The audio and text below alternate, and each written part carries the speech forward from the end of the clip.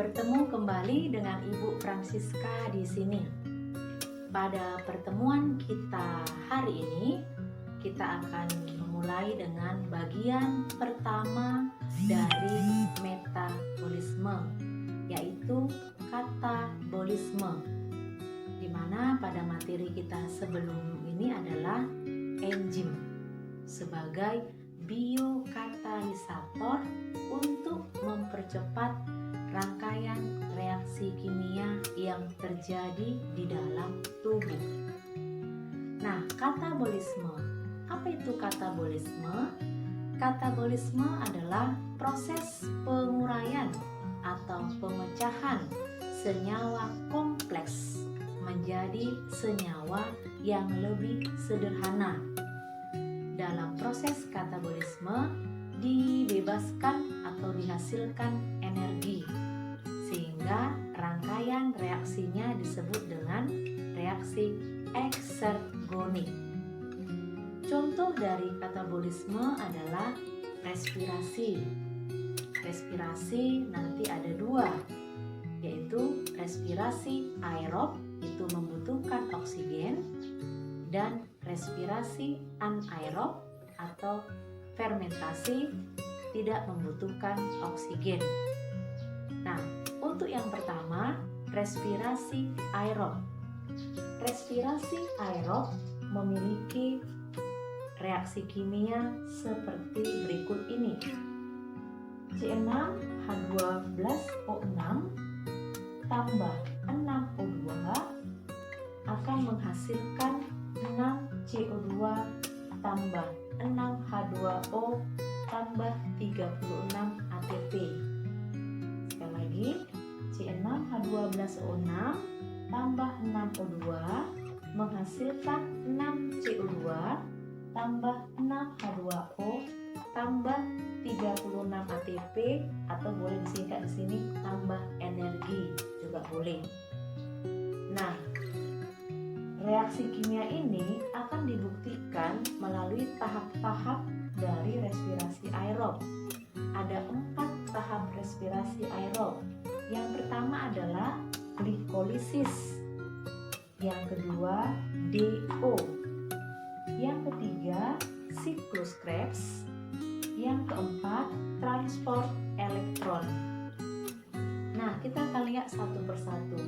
Yang pertama, glikolisis. Apa itu glikolisis? Glikolisis adalah proses pemecahan senyawa glukosa.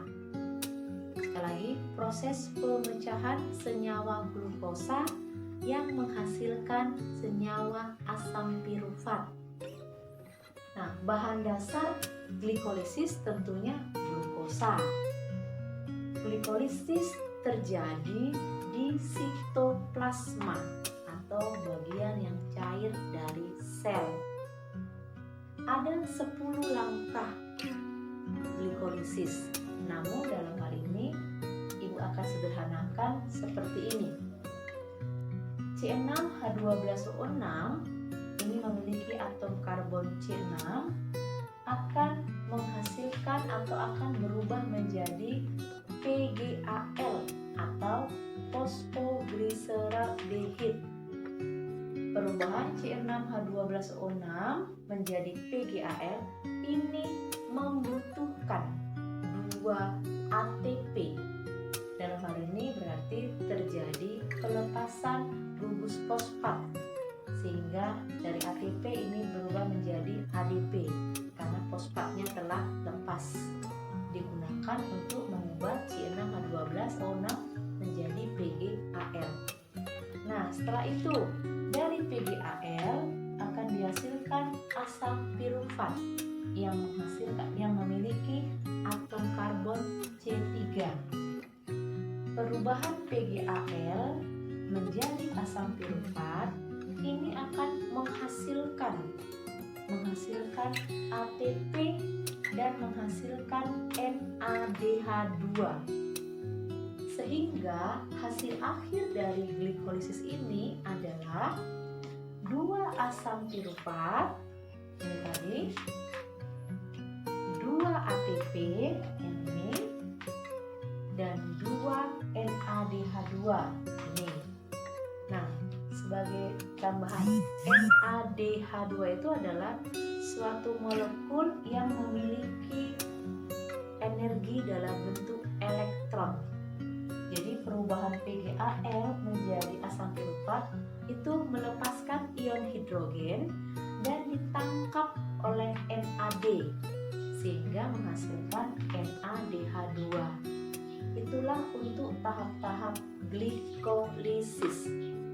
Selanjutnya, setelah glikolisis, kita akan lihat tahap yang kedua, yaitu dekarboksilasi oksidatif.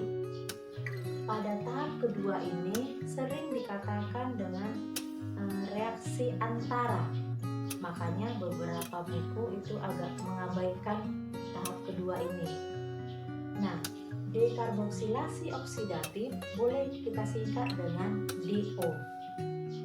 Bahan dasar DO adalah asam piruvat yang berasal dari glikolisis. Kemudian tempat terjadinya di mitokondria. Berarti dari sitoplasma akan masuk ke dalam mitokondria.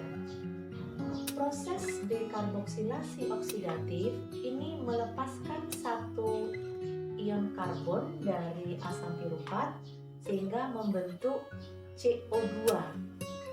Selanjutnya, pada tahap dekarboksilasi oksidatif juga akan dihasilkan molekul asetil yang nantinya akan ditangkap oleh koenzim A sehingga dihasilkanlah asetil-CoA.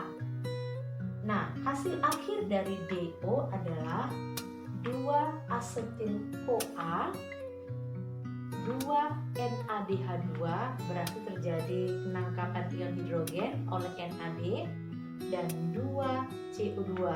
Itulah sebagai hasil akhir dari proses DO.